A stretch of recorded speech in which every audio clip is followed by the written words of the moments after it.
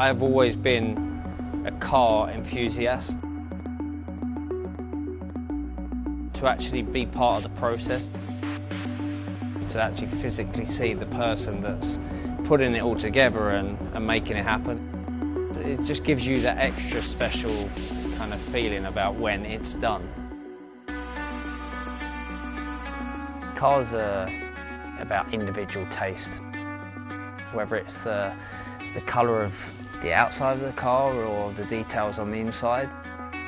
I've always made my cars kind of very simple, classic, but like with a little twist. A very fine Miami pink. Then the personalized tag. Amazing.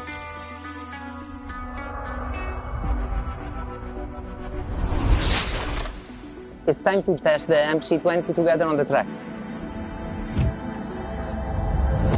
Let's go. Drive around here, it just felt like I was 16, 17 years old again. I didn't want to stop.